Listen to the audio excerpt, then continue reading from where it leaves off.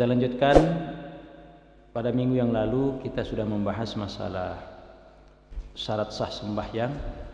Syarat sah sembahyang kita ulangi dulu. Salat kita itu baru sah apabila terpenuhi rukun dan syarat. Jadi kalau kita ditanya, Pak, salat saya sah apa enggak? Bisa dijawab, sah apabila rukun dan syaratnya terpenuhi. Jadi kalau ditanya sekali lagi, salat saya sah apa enggak? Jawabannya adalah sah bila mana terpenuhi rukun dan syarat. Kalau ditanya orang lagi, salat saya diterima apa enggak oleh Allah? Jawabannya Allahu a'lam. Hanya Allah yang Maha tahu. Sebab hak menerima atau tidak amal hamba itu hak prerogatifnya Allah. Tidak bisa diukur. Tapi kalau sah apa tidak? Bisa. Anda salat terpenuhi tidak syaratnya? Cukup. Rukunnya cukup. Sah. Nah, syarat sah sembahyang itu kemarin kita ulang dulu. Yang pertama adalah thaharatul hadatsain, suci dari dua hadas. Tidak boleh kita sholat dalam keadaan normal masih menanggung hadas, hadas kecil maupun hadas besar. Nah, sekedar informasi kemarin Gus, hadas itu adalah kotoran batin, kotoran batin. Jadi hadas adalah kotoran batin, atau boleh kita katakan hadas itu adalah najis batin. Antum bisa pahami namanya najis itu suatu yang menjijikkan, suatu yang mencemarkan, suatu yang menjijikkan. Jadi hadas adalah najis batin, najis yang tidak kelihatan. Di mana hadasnya? Kalau hadas kecil itu di anggota wudhu kita. Kalau hadasnya hadas besar di sekujur tubuh kita mengandung najis. Bagaimana hakikat najis hadas itu? Apa yang paling hitam warnanya, itulah warna hadas. Kalau Allah buka tirai hijab kita, apa yang paling busuk di dunia ini, itulah aroma hadas itu. Jadi andaikan Allah tampakkan hadas kita sendiri, maka kita pasti akan binasa dengan hadas kita sendiri, belum dengan hadas orang lain. Jadi tidak ada kehidupan ini. Tapi Allah Maha kasih dan sayang, Maha Rahman, Maha Rahim. Hadas kita ditutup oleh Allah. Cukup dibersihkan dengan air wudu kalau hadasnya kecil, dibersihkan dengan mandi janabah apabila itu hadasnya hadas besar. Sekaligus ini Gus, mohon maaf, inilah yang menjadi 4 imam mazhab Hanafi, Maliki, Syafi'i dan Hambali mengharamkan seorang muslim baca Quran. Haram baca Quran, apalagi sembahyang, haram. Nah, haram baca Quran. Kenapa? Karena kita sedang menanggung hadas besar. Hanya Imam Abu Hanifah saja, kalau memang terpaksa guru ngaji perempuan mengajarkan muridnya baca Quran, kalau hanya menuntun baca dengan putus-putus, tidak nyambung. Alhamdulillah Rabbil alamin. Kalau memang itu dalam keadaan darurat, hanya itu yang dibolehkan. Katanya untuk para penghafal Quran boleh? Tidak boleh. Cukup sekarang diberikan kemudahan oleh Allah, hafalkan dengan hati atau hafalkan dengan metode mendengar dari media kaset atau online. Nah, begitu Gus. Makanya salah satu amal yang bisa menyelamatkan kita adalah at-thaharah, suci dari hadas kecil, hadas besar. Nah, begitu Gus. Jadi kalau seorang muslim berwudu, maka teranglah di sekujur anggota wudunya. Maka ibarat gini Gus, kalau antum berwudu, kita berwudu, maka sinyal kita kepada Allah itu hidup. Kita dalam pantauan Allah. Ibarat HP, sinyalnya selalu hidup. Dimanapun seseorang berada, ketika sinyalnya masih ada, maka pasti hidup, masih connect. Maka kita dalam pengamatan dan pantauan Allah. Nah, makanya kalau kita tidak ada wudu, ibarat HP kehilangan sinyal, sulit dikontak. Nah, begitu Gus. Jadi suci dari hadas. Jadi maha benar Allah wa rasuluh. Allah maha kasih dan sayang, tidak perlu ditampakkan hadas itu. Nah, cukup dibersihkan saja. Nah, makanya Gus, andai kata di dunia ini Allah membuka cahaya wudunya seorang muslim, Allah membuka cahaya wudunya seorang muslim, satu orang muslim saja dibukanya, itu sanggup akan memudarkan matahari, bulan dan bintang. Kalah cahayanya dengan cahaya wudunya seorang muslim. Luar biasa. Nah, namun sekarang kenapa tidak ditampakkan oleh Allah? Cukup dengan iman kita yakin. Tidak perlu dulu di dunia ini, karena masih banyak fasilitas penerangan dari Allah Subhanahu wa ta'ala. Kapan itu dibutuhkan? Iza syamsu kuwirat, apabila matahari dipadamkan. Nah, bila matahari sudah dipadamkan, artinya pada saat hari kiamat sudah tidak ada lagi yang bercahaya, barulah cahaya wudu mukmin akan memancar.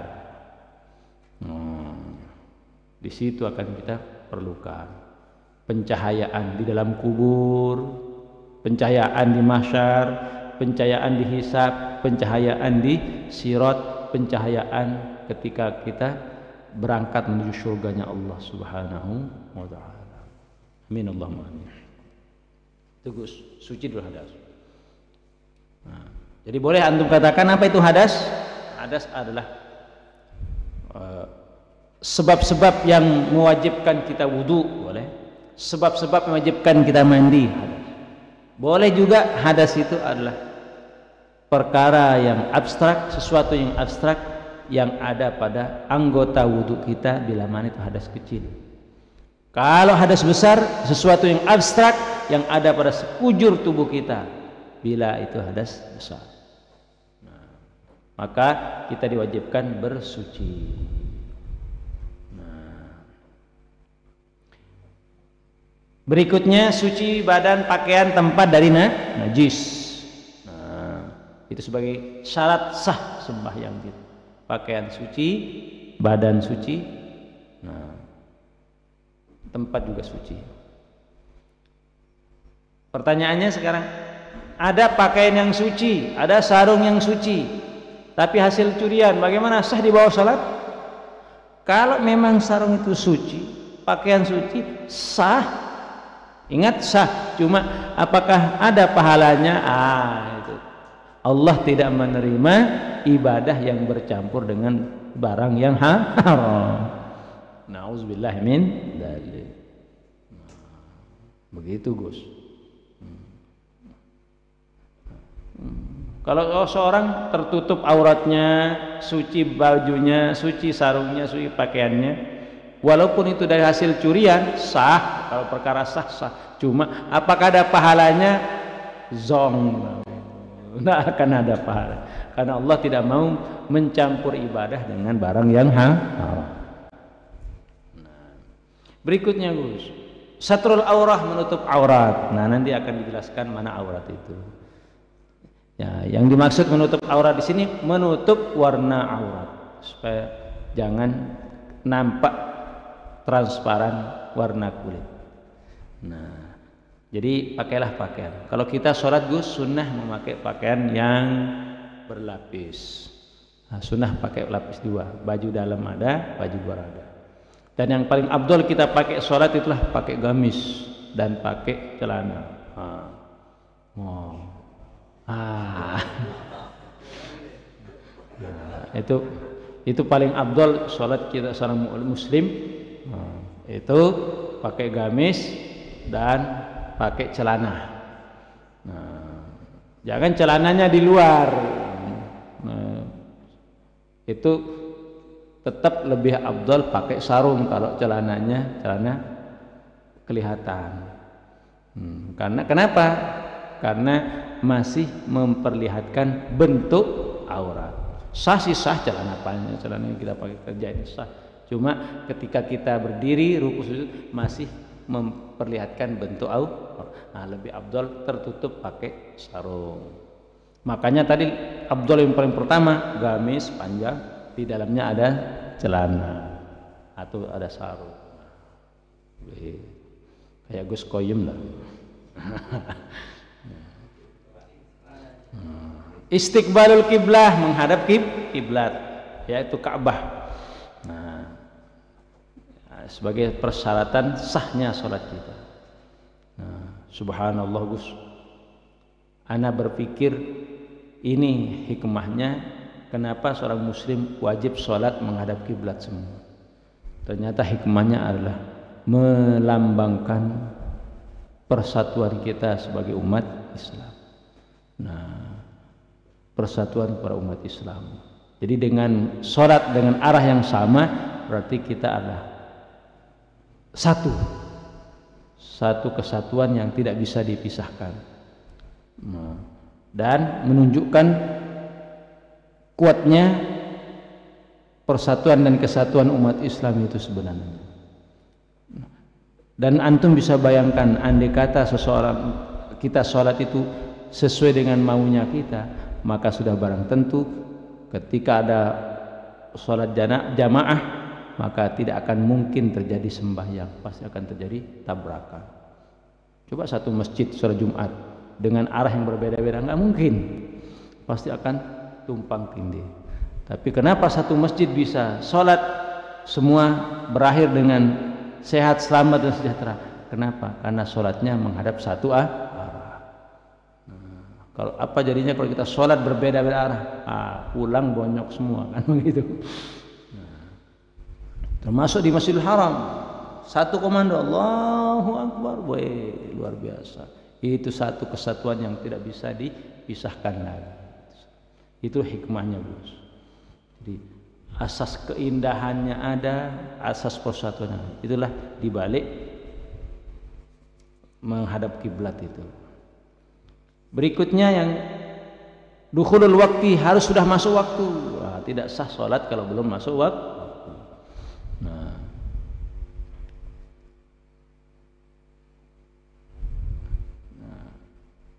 Masuk waktu meyakinkan. Masuknya waktu itu imma ditandai dengan jam waktu atau dengan lantunan suara azan. Azan sebagai pertanda masuknya waktu, ya. Tapi azan juga adalah sebagai sunnahnya sholat. Sunnahnya sholat sebelum dilaksanakan sholat disunnahkan azan. Walaupun waktu sudah masuk, Gus, waktu zuhur 12:30, kita baru sholat zuhur jam 2, masih sunnah azan itu, karena azan ini sebagai sunnahnya sholat, bukan sebagai pertanda masuknya waktu. Waktu sudah masuk lama.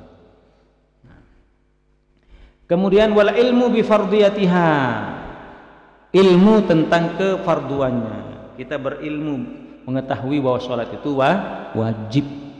Tidak boleh seseorang meyakini bahwa sholat itu adalah tidak wajib,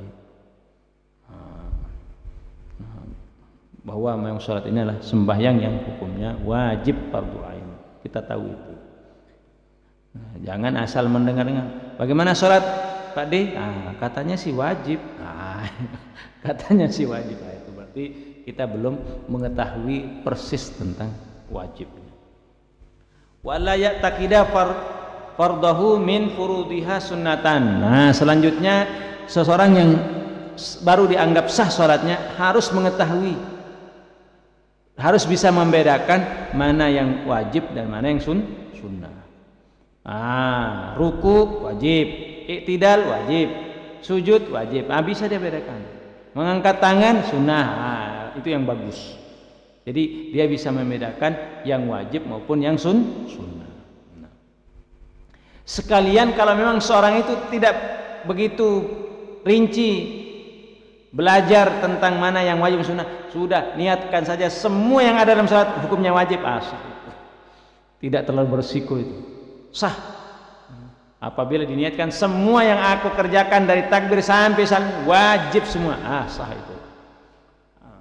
Lebih kalau berbahaya apabila yang sunnah dikatakan wajib, yang wajib dikatakan sunnah. Sekalian udah niatkan semua yang aku kerjakan dari takbir sampai salam itu wajib semua, sah. Bagaimana Bapak mengangkat tangan? Sunnah, bagus. Ruku wajib. Iktidal sunnah, itu yang bahaya. Berikutnya wajtinabul mubtilat, menjauhi segala hal-hal yang membatalkan sholat. Nah itulah, kalau terpenuhi itu dalam sholat, maka salah satu penilaian sholat kita adalah sudah sah.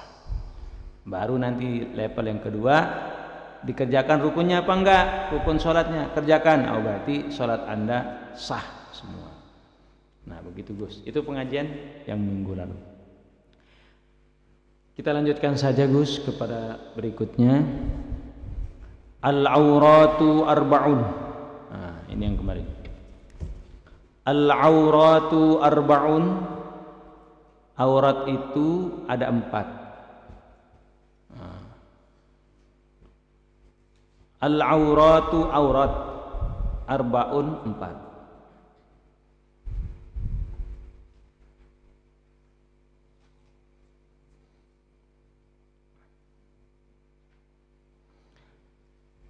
Yang pertama, auratur rajuli mutlaqan wal amati fis salati. Auratur rajuli, auratnya laki-laki. Auratnya laki-laki.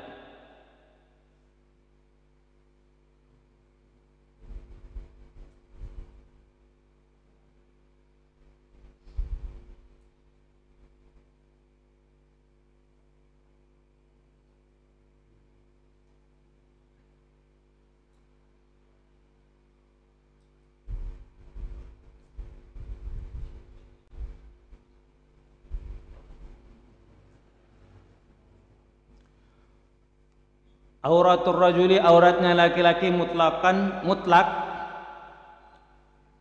wal amati, dan auratnya budak perempuan kalau masih ada. Fis sholati, di dalam sembahyang. Jadi auratnya laki-laki dalam sembahyang apa? Ma baina surrati war rukbah. Ma apa-apa,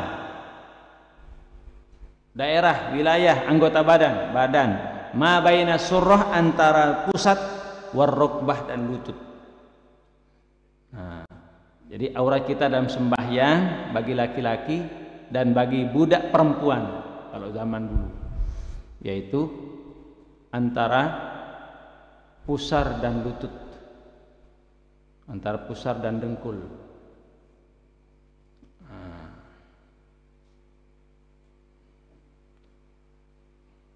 Kalau ada yang bertanya, kalau begitu Pak, pusar boleh diperlihatkan dalam sembahyang, dengkul boleh diperlihatkan dalam sembahyang? Tidak boleh. Nah, kenapa?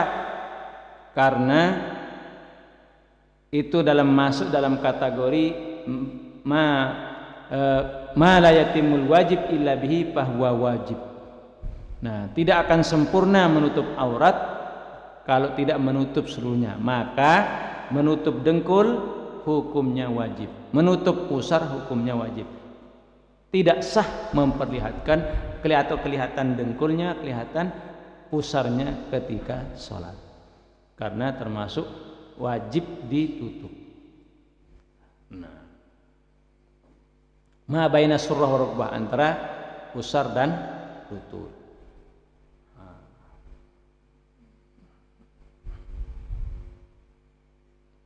Wa auratul hurrah fis shalah, dan auratnya wanita yang merdeka. Ini perempuan. Wa auratul hurrah, dan auratnya wanita merdeka, perempuan merdeka, fis sholati, dalam salat. Itu istri kita, atau wanita-wanita muslimah. Bagaimana itu? Jami'u badaniha, seluruh badannya. Jami'u badaniha, seluruh badannya, ma siwal wajhi wal kaffain, selain muka dan dua telapak tangan.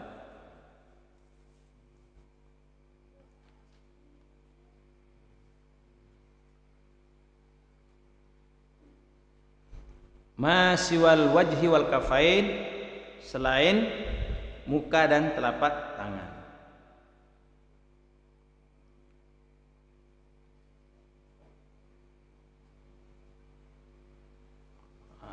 Jadi artinya muka, telapak tangan, luar dan dalam itu boleh ditampakkan oleh seorang wanita apabila sedang sholat.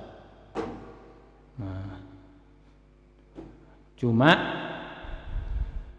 khusus untuk tangan tetap lebih afdal ditutupi. Tetap lebih afdal ditutupi. Makanya para ulama kita zaman dulu, maka perempuan sholat pakai mukena. Nah, mukena yang tertutup sehingga tangannya tetap ada di dalam. Wa auratul hurrah wal amah indal ajanib. Wa auratul hurrah, dan auratnya perempuan merdeka. Wa auratul hurrah, dan auratnya perempuan merdeka. Wal amati, dan budak perempuan. Dan budak perempuan. Indal ajanib, di sisi orang lain, di dekat orang lain, orang yang bukan mahramnya, maksudnya ajanib itu. Indal ajanib, di dekat orang lain yang bukan mahram, orang lain pokoknya. Nah, bagaimana itu? Jami'ul badani, seluruh badannya. Maka lahirlah syariat namanya niqab. Apa itu niqab? Cadar. Nah, lahirlah syariat niqab, cadar.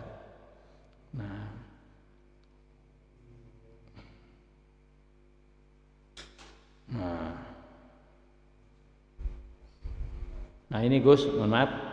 Lalu kenapa sebagian istri ustazah nih ada yang bernikah, ada yang tidak? Nah, di sini kalau mazhab Syafi'i, kita Syafi'i itu seluruh badan, termasuk muka dan telapak tangan. Nah, kenapa ada yang pakai niqab dengan tidak? Nah, kita sebagian mengikuti mazhab Maliki. Mazhabnya Imam Malik, untung ada mazhabnya Imam Maliki. Mazhab Maliki, apabila perempuan sudah bertutup auratnya, yang ditampakkan selain wajah dan telapak tangan itu sudah sah. Artinya tidak masuk dalam kategori yang haram dibuka. Nah, inilah dasarnya kita mayoritas Indonesia dan beberapa negara-negara muslim yang tidak fanatik dengan niqab itu. Nah, yang penting sudah berjilbab ya, bertutup biasa aurat. Nah, dengan telapak tangan masih kelihatan. Nah, lebih-lebih sebagai wanita pekerja, wanita dan sebagainya. Nah, itu sudah dianggap memadai sebagai perintah menutup aurat. Sudah syukur itu, alhamdulillah. Nah, termasuk istri antum, istri kita. Nah, jarang yang mau pakai niqab. Niqab itu cadar. Nah, Mbak Itanya sini, kalau Mbak Ita memang dari SD udah minta cadar. Nah, alhamdulillah mau. Ya udah, ana restui. Nah, kalau Umi belum siap pakai niqab ya udah. Yang penting menutup aurat. Udah. Nah, begitu Gus. Sekarang bagaimana auratnya perempuan ketika bersama dengan sesama wanitanya? Wa inda maharimihima wan nisa ma baina surrah war rukbah. Dan auratnya perempuan di sisi mahramnya Inda maharimihima ay wa auratu, sambungannya itu wa auratul hurrah, dan auratnya perempuan merdeka inda maharimihima, di sisi mahramnya, di dekat mahramnya, bapaknya, ibunya, saudara-saudaranya, keponakannya yang mahram itu.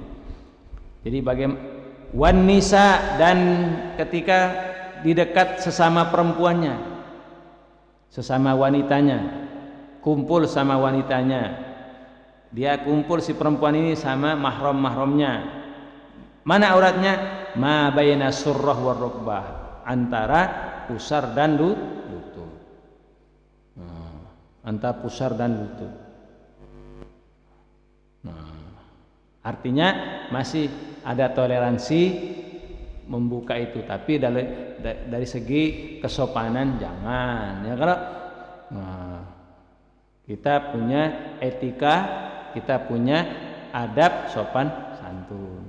Masa kepada orang tua buka-buka anggota tubuh seperti itu?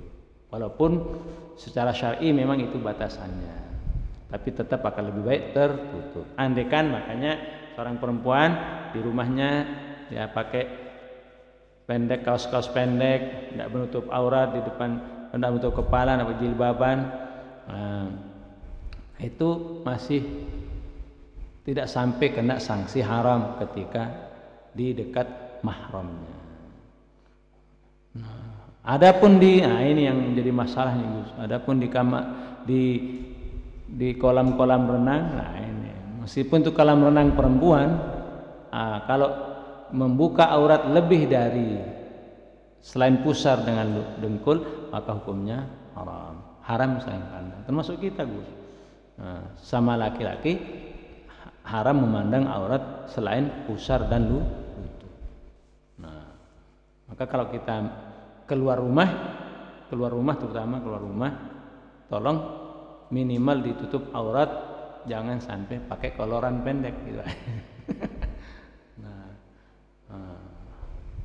Usahakan yang panjang sampai menutup dengkul lah. Itu yang supaya kita tidak kena sanksi haram.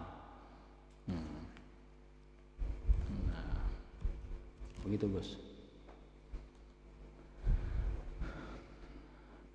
Jadi kita supaya punya al-muru'ah namanya Gus. Muru'ah itu kehormatan diri. Kehormatan diri dan harga diri kita tetap terjaga dengan baik, maka tinggalkan sesuatu yang tidak layak untuk kita kerjakan. Makanya alhamdulillah Gus, alhamdulillah. Kalau keluar rumah jarang memakai yang pendek, baju panjang, alhamdulillah. Apalagi koloran kan daitis, koloran yang pendek.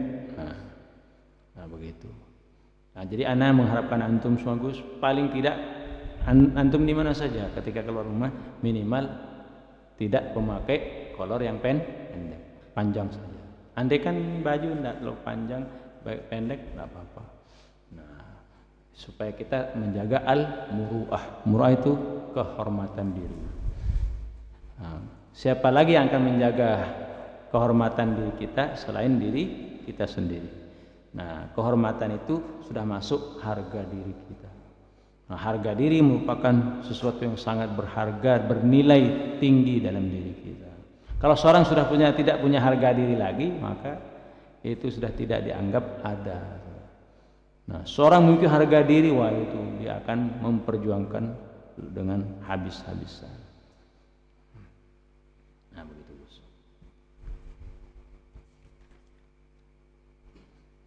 Oke, sampai di sini dulu. Kira-kira kita sambung dengan dialog saja. Monggo Gus, kalau ada yang ingin ditanyakan. Allahu a'lamu bishawab. Allahumma shalli ala Muhammad. Oke Gus. Waalaikumsalam warahmatullahi wabarakatuh. Oke.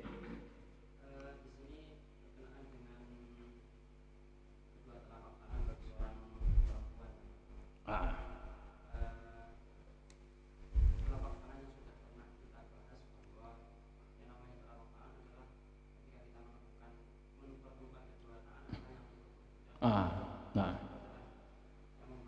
Hmm.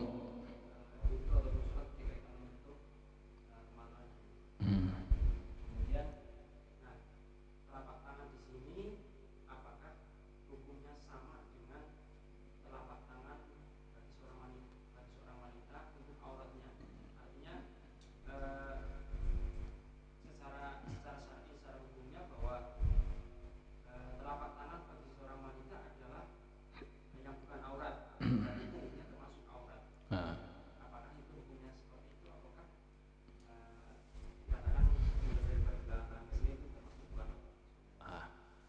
Jadi Gus, kalau khusus pada bab menutup aurat, nah bab menutup aurat, maka yang dikatakan telapak tangan bagi perempuan itu adalah zuhran wa kaffan. Punggungnya ini amabit, ini punggung zuhran, punggungnya, wa kaffan dan telapaknya. Jadi luar dan dalam itu termasuk bukan aurat. Nah, bukan aurat artinya tidak haram ditampakkan, tidak membatalkan sholat ditampakkan telapak tangan. Telapak yang dimaksud adalah punggungnya maupun yang putih. Nah, jadi itu. Kalau dalam bab menyentuh kemaluan, yang membatalkan wudhu menyentuh kemaluan adalah dengan telapaknya. Namanya mana yang telapak? Nah, baru yang dicontohkan Gustangin tadi. Nah, mana yang tertutup ketika ditempel begini, itulah yang membatalkan apabila dipakai menyentuh. Berarti kalau seorang menyentuh kemaluannya, alat kelaminnya tanpa lapis dengan punggung telapak tangannya, itu enggak batal, Gus. Enggak batal. Misalnya gatal, pakai ini digosok, enggak batal. Itu dalam bab menyentuh kemaluan, baik kemaluan sendiri maupun kemaluan orang lain, adiknya kah dan sebagainya, anak yang masih kecil, atau menceboi baru habis wudu, anaknya pipis diceboi, dipegang, batal meskipun milik anak sendiri. Nah, kalau milik binatang Gus nggak batal kita pegang, karena bukan jenis kita. Nah, nggak batal. Nah itu Gus bedanya. Kalau dalam sholat seorang perempuan namanya telapak tangannya adalah zuhran wa kaffan, punggungnya maupun telapaknya boleh diperlihatkan, tidak termasuk aurat di dalam sholat. Nah begitu Gus. Oke.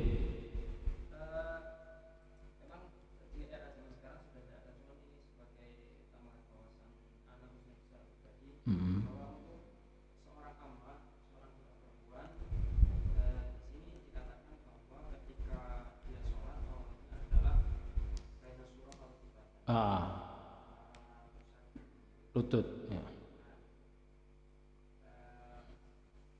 Sedangkan ketika dengan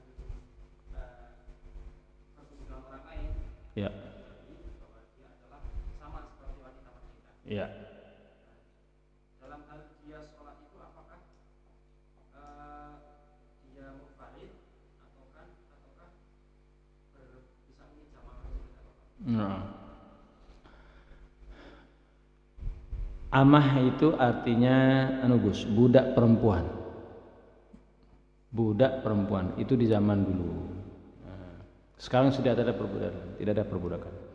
Jadi budak perempuan, kenapa diberikan keringanan hukum seperti ini? Jadi banyak sekali dispensasi hukum yang diberikan kepada budak perempuan. Di antaranya pertama, auratnya dia dalam sholat, baik dia sholat sendiri maupun berjamaah.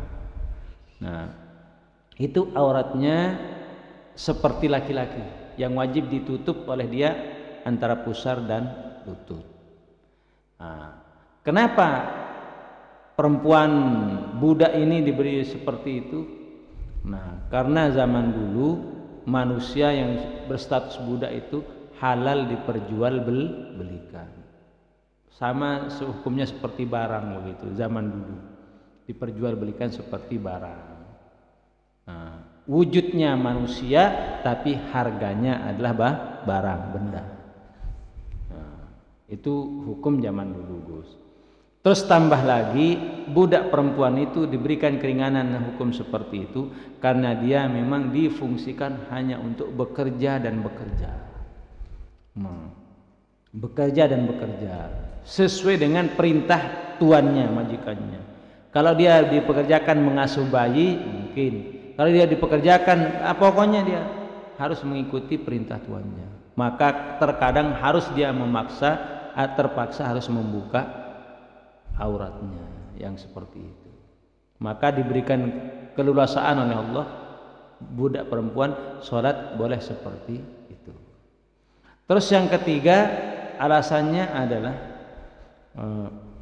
meskipun dia perempuan, dia boleh membuka aurat seperti tadi, karena budak itu dia boleh melayani tuan majikannya. Melayani maksudnya tidur, boleh ditiduri tanpa harus dinikahi. Nah, itulah hukum zaman dahulu masalah budak perempuan itu. Tapi konsekuensinya apabila seorang budak perempuan tidur bersama majikannya atau tuannya, lalu dia sampai punya anak, maka begitu punya anak satu saja, maka perempuan ini naik statusnya menjadi ummul walad. Artinya dia harus merdeka, tidak boleh lagi berstatus budak. Nah, itu tadi resikonya. Begitu seorang membeli budak, dapat budak perempuan cantik, udah itu sudah halal, sah ditiduri dan tidak perlu akad nikah. Halal dengan membelinya itu sudah akadnya sudah itu. Nah, cuma nanti kalau sampai dia punya anak, begitu melahirkan anak pertamanya, maka sudah tidak boleh lagi dijadikan sebagai budak. Dia menjadi perempuan merdeka. Nah, gitu. Itu hukumnya. Nah, itu disebut ummul walad, ibu daripada anaknya. Nah, tapi dia harus merdeka. Nah, mau tidak mau tuan ini harus melepaskan budak perempuan itu kalau dia selama ini dia tiduri. Auzubillah. Maka di zaman Raja Saud, Raja Saudi yang pertama, Raja Saud, maka disebut namanya Saudi itu. Nama raja pertama Raja Saud. Nah, beliau memerdekakan semua budak yang ada dimanapun berada, terutama di wilayah Jazirah Arab, sampai beliau itu membiayai, menebus di mana budak laki budak perempuan tidak boleh lagi, hak manusia adalah sama. Maka sampai setelah itu tidak ada lagi manusia dijadikan budak. Tapi bahayanya sekarang, bukan kita menuduh, berhati-hatilah kita wanita-wanita TKW ketika pergi ke Arab atau khususnya wilayah Jazirah Arab. Nah, sebagian orang-orang Arab masih menganggap perempuan-perempuan kita, perempuan Indonesia terutama, sebagai khadimah, sebagai budak. Nah, makanya kadang-kadang diganggu dan sebagainya. Nah, itu perlu ekstra hati-hati. Auzubillah min dzalik. Terus. Nah. Dan budak yang laki-laki tidak wajib Jumat, Gus. Dia karena memang dia wujud manusia, tapi hakikatnya dia adalah barang yang bisa diperjualbelikan. Maka dia gugur kewajiban Jumat. Kenapa? Karena memang dia difungsikan untuk bekerja dan bekerja. Begitu, Gus. Maka salah satu budak yang paling terkenal di zaman Islam adalah Bilal bin Rabah. Bilal itu adalah budak dari Afrika Selatan yang dimerdekakan Sayyidina Abu Bakar As-Siddiq radhiyallahu anhu. Saking kasihannya ditebus dari tuannya bernama Umayyah bin Khalaf. Nah, berapa saja harga budakmu ini hai Umayyah, akan aku bayar. Ketika Sayyidina Bilal bin Rabah mendapatkan penyiksaan yang hebat. Nah, setelah ditebus, dibeli, baru seketika di tempat itu, A'taqtuka ya Bilal, aku merdekakan kau Bilal. Nah, semenjak itu Sayyidina Bilal berniat, saya akan mengabdikan seluruh hidupku untuk Rasulullah sallallahu alaihi wasallam. Sayyidina Bilal bin Rabah. Makanya dalam waktu Isra Mi'rajnya Gus, Rasulullah mendengar suara terompah dan kasut sendalnya Bilal sudah ada di surga. Suara langkah Bilal masuk surga. Artinya apa Gus? Nah, dari dunia itu sudah ditunjuk oleh Rasulullah bahwa Sayyidina Bilal termasuk min ahlil jannah, ahli surga. Nah, sampai-sampai Bilal, aku mendengar suara kakimu, suara langkahmu sudah ada di surga itu. Wah, itu saking itu guys. Sama seperti kita Gus, maaf. Seseorang, kehadiran seseorang dari suara langkahnya kita sudah tahu. Oh, ini. Suara dehemnya, tidak usah belum datang orangnya, kita sudah tahu ini sudah orangnya. Sama seperti itu Gus Rasulullah. Jadi suara yang didengar di suara di surga itu, wah ini suara terompahnya Bilal. Oh, berarti memang Bilal itu sudah ditetapkan oleh Allah akan masuk surga. Gitu. Apa amalan Sayyidina Bilal? Sayyidina Bilal itu setiap saya berwudu ya Rasulullah. Apa amalan Bilal? Setiap saya berwudu ya Rasulullah, saya selalu dulu sebelum saya ngomong dengan siapapun, saya selalu perturutkan dengan salat sunat 2 rakaat. Salat apa? Salat sunat wudu. Wah, pantas hai Bilal, suara terompahmu aku dengar sudah ada di surga karena engkau begitu istiqomah melaksanakan sunnahku. Itu amalan Sayyidina Bilal itu Gus. Setiap berwudu mesti sholat 2 rakaat. Sholat sunat wudu.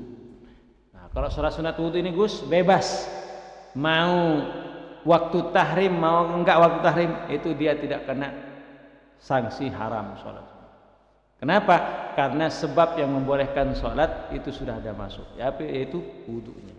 Dengan seseorang berwudu, meskipun baru selesai sholat subuh, boleh sholat sunat Gus bagi dia. Kenapa? Karena wudunya itu membolehkan dia melaksanakan sholat. Itu hebatnya itu. Maka itu tadi sesuai ganjarannya. Nah, kalau kita ingin suara kaki kita terdengar duluan masuk surga, ya langsung amalkan amalannya Sayyidina Bilal bin Rabah. Oke Gus, monggo silakan.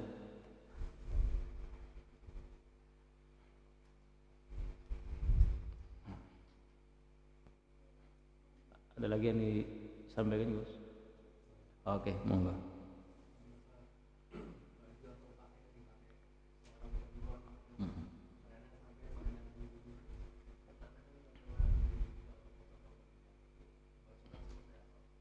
Ya, yang gimana? Mana?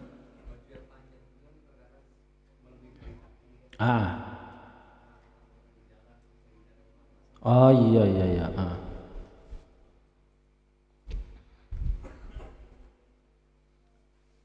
Bagaimana hukumnya seorang perempuan memakai baju yang nyengser ke tanah gitu Gus? Nyengser ke tanah, lalu ketika ada waktu sholat dia pakai bajunya itu untuk sembahyang. Nah, ini memang Gus, memang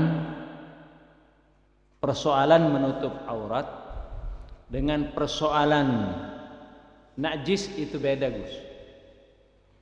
Nah, menutup aurat memang wajib, tetapi jangan sampai membolehkan sesuatu yang sudah jelas hukumnya. Maksudnya begini Gus, kalau bajunya itu terlalu panjang sampai nyapu jalan, nyapu tanah, maka ini meragukan kesucian bajunya untuk dipakai sembahyang.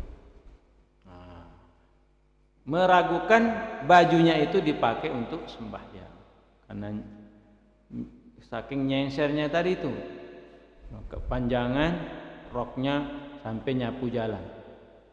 Nah, kemana-mana jalan disapu gratis. Nah, selama dia jalan kemana-mana itu tidak tertutup kemungkinan bisa jadi bersenggolan dengan najis. najis. Kalau kering tidak apa-apa, tapi kalau basah maka itu bermasalah. Oleh karena itu Gus, baju yang seperti itu yang masih meragukan kesuciannya tidak layak untuk dipakai sembahyang. Nanti berisiko kepada sembahyang. Nah, jadi bagaimana? Siapkan pakaian khusus untuk sembahyang. Nah, kalau memang tidak siap menyiapkan pakaian khusus, maka datangilah tukang jahit, ukur supaya jangan sampai ini terlalu nyengser ke tanah sampai menyapu jalan. Masih bisa dikondisikan. Kalau memang takut kelihatan aurat, maka pakailah kaos kaki. Nah, solusinya bajunya, roknya dipotong agak panjang sedikit, agak tinggi, tapi dia tertutup auratnya dengan memakai kaos kaki. Banyak solusinya itu, Gus. Jadi saya tidak mengizinkan, saya tidak merekomendasikan wanita yang nyengser bajunya dipakai kemana-mana lalu dipakai sholat. Sebab apa? Baju tersebut sangat tidak meyakinkan kesuciannya. Padahal syaratnya adalah kita yakin baju, pakaian kita, badan kita suci. Nah, jangan beramalan, jangan memaksakan sendiri dengan sesuatu yang masih meragukan kesuciannya. Nah, makanya anak Gus, alhamdulillah sudah jadi tradisi anak, lillahi ta'ala. Setiap namanya baju sholat itu mesti saya ganti dulu. Kalau anak sholat ke masjid pulang, sebelum duduk di rumah mesti saya ganti dulu. Dan itu kebiasaan dari zaman dulu, saya ganti dulu. Nah, jadi baju sholat saya sholat, baju di rumah di rumah.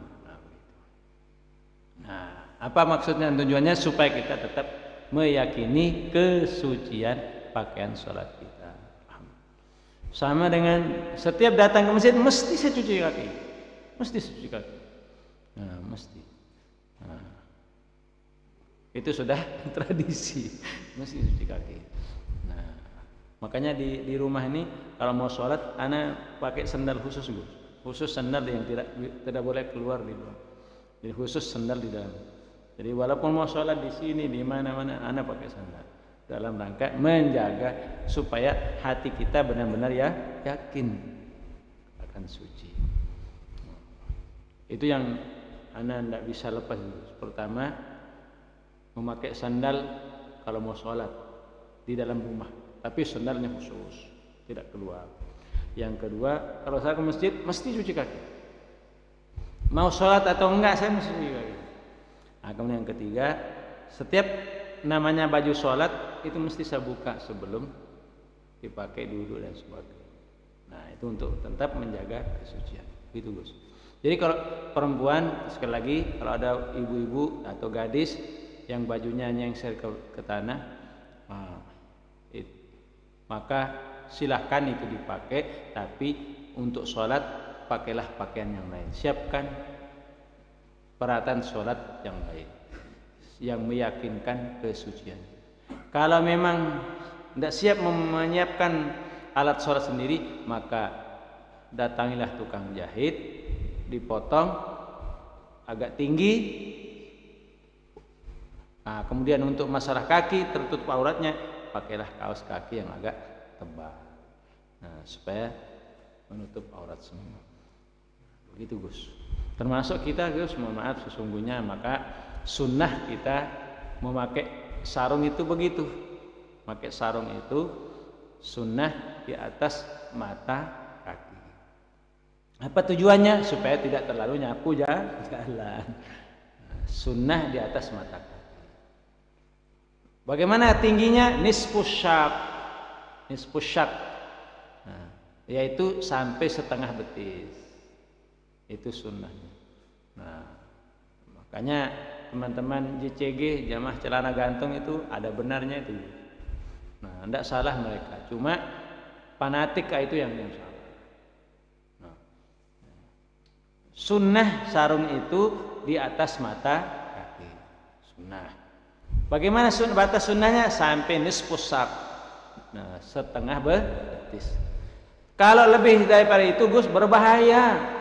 Bahaya waktu sujudnya. Waktu sujud pasti kelihatan dengkul itu. Nah, waktu sujud kelihatan dengkulnya. Kalau sarungnya terlalu hampir melebihi setengah betis. Nah, begitu.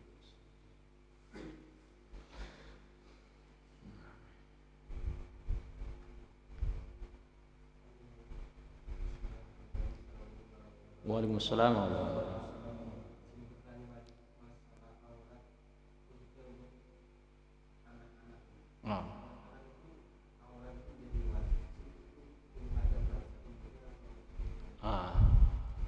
Ya, untuk anak-anak itu mulai wajib menutup aurat itu ba'dal buluk, setelah akil balik. Setelah akil balik. Bagaimana akil baliknya? Kalau baliknya dengan umur 15 tahun. Kalau balik dengan umur. Akil balik 15 tahun umurnya.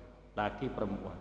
Kalau tidak dengan umur, perempuan dia 10 tahun sudah haid, berarti balik sudah itu. Maka wajib menutup aurat selain wajah dan telapak tangan. Maka alhamdulillah kita biasakan anak kita menutup aurat sejak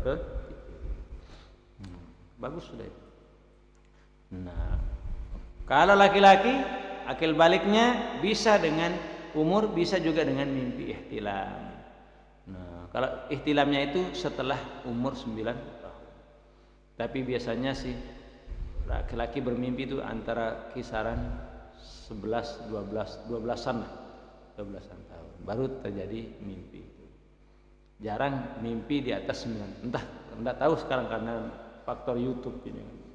Medsos itu cepat sekali anak-anak sekarang ini mengerti tentang dan ketertarikan dengan lawan jenis. Ketertarikan dengan lawan jenis itu sangat cepat sekali mempercepat proses akil baliknya. Sekarang anak-anak kelas 4, 5 SD itu sudah ada pacarnya. Nah, sudah ada mengerti tentang I love you. Kalau anak zaman dulu itu kalau belum tamat SMA nggak berani kenal namanya perempuan. Nah, itu zaman dulu. Seiring dengan perkembangan zaman, sekarang anak SD sudah luar biasa, sudah menor begitu. Dulu anak masih SD itu masih sering telanjang, Gus. dulu SD dan hampir merata lah sama. Kita mandi di kali itu enggak ada pakai apa-apa, bebas aja waktu SD. Tapi sekarang anak SD udah malu, udah pakai. Nah, itu luar biasa, ada hal-hal yang positif. Jadi itu akil balik.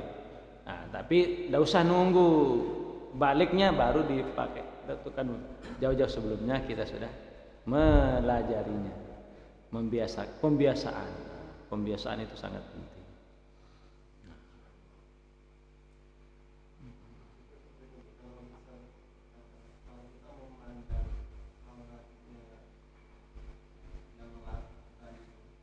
Bukan marah.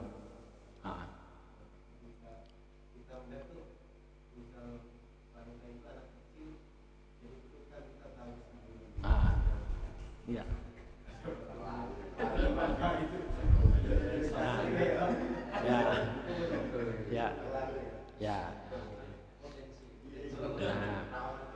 Ya, betul. Ada anak baca di sebuah kitab itu, Gus. Jadi kalau kita ibu dan bapak, ayah dan ibu yang merawat anaknya baik laki maupun perempuan sama, itu masih dalam batas kewajaran anak itu, khusus bagi ayah dan ibu. Jadi selama anak itu belum sunat, anak perempuan itu tidak sampai kena hukum haram. Kitab Nah, tapi kalau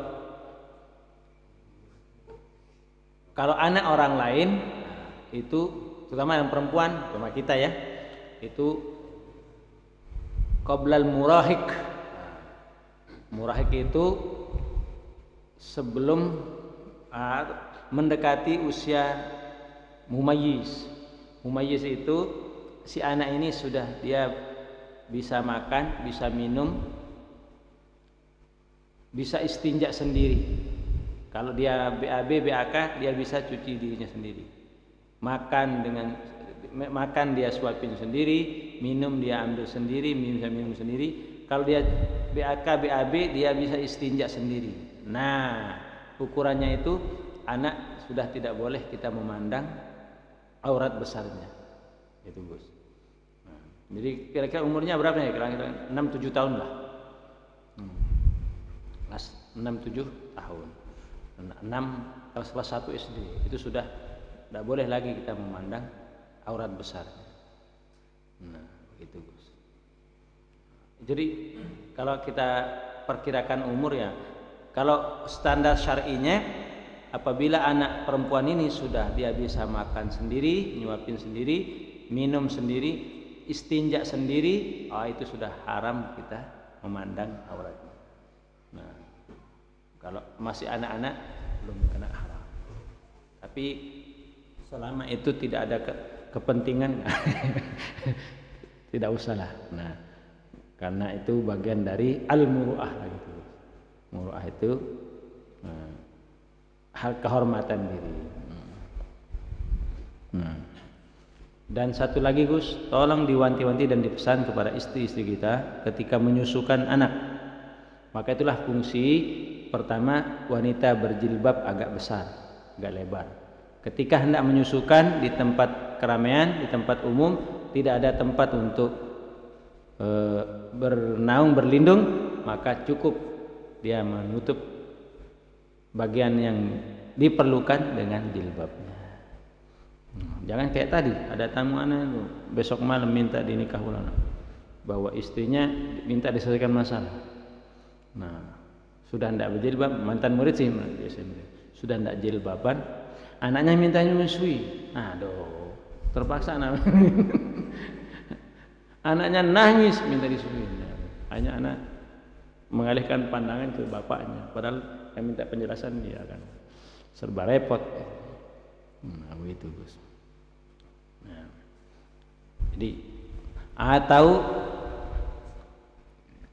kita bontrotilah kain atau sarung atau apa, suatu saat itu diperlukan untuk menutup bagian kita, badan kita, supaya tidak dilihat oleh orang, kadang termasuk aurat. Karena biasanya si perempuan, terutama wanita-wanita yang belum paham tentang aurat, karena merasa dia menyusukan anaknya dan anaknya memang itu kebutuhannya, jadi dia dengan santai aja, tidak merasa berdosa, mengeluarkan anggota tubuh. Nah, itu enggak boleh.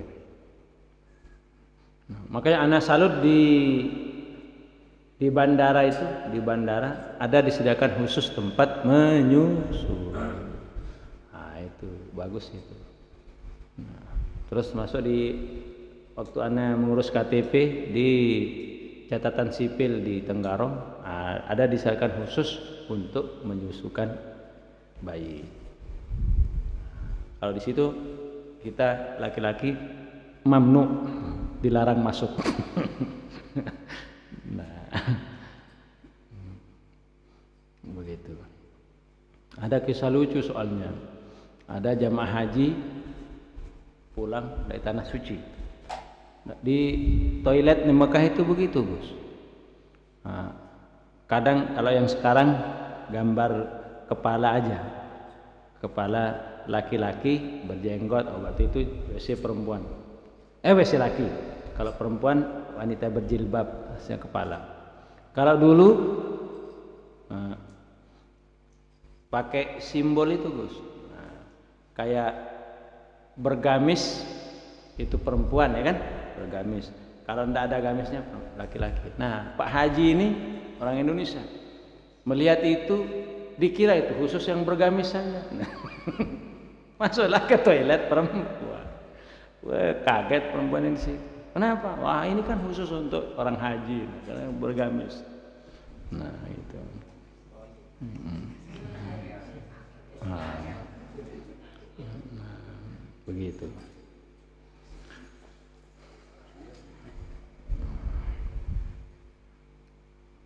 Nah, begitu, Gus. Nah, insyaallah nanti akan kita lanjutkan faslun arkanus shalah. Nah, ini kita sudah mulai kepada rukun sembahyang nih, Gus. Rukun sembahyang termasuk nanti akan kita pelajari bagaimana kaifiat-kaifiatnya, bagaimana cara takbir kita, posisinya dan seterusnya. Nah, niat kita bagaimana? Insyaallah minggu depan kita akan mempelajari itu sehingga mudah-mudahan akan semakin bagus salat kita. Amin Allahumma. Oke, Gus, cukup sekian dulu.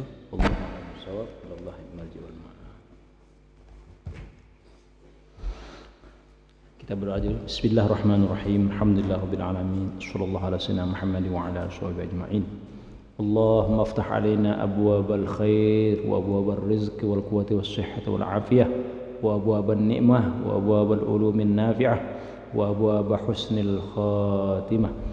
اللهم اجعلنا وذرياتنا من أهل العلوم والقرآن ومن أهل التقوى من أهل الإبادة من أهل الصالحين ومن أهل الجنة واجعلنا وإياهم من أولاد الصالحين. ربنا آتنا في الدنيا حسنة وفي الآخرة حسنة وقنا عذاب النار. صلى الله وسلم على سيدنا محمد وعلى آله وصحبه أجمعين. الحمد لله رب العالمين. مولاي صل وسلم دائما أبدا على حبيبك خير الخلق كلهم.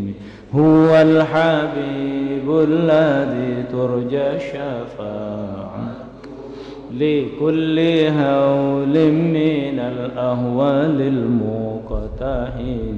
يا ربي بالمصطفى بلغ مقام اغفر لنا ما مضى يا واسع الكرم. يا أرحم الراحمين يا أرحم الراحمين يا الراحمين فرج على المسلمين. يا الله بها يا الله بها يا الله بحسن الخاتمة.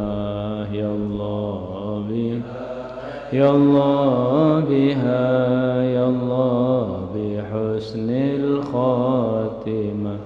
يا الله بها يا الله يا الله بحسن الخاتمة. السلام عليكم ورحمة الله وبركاته.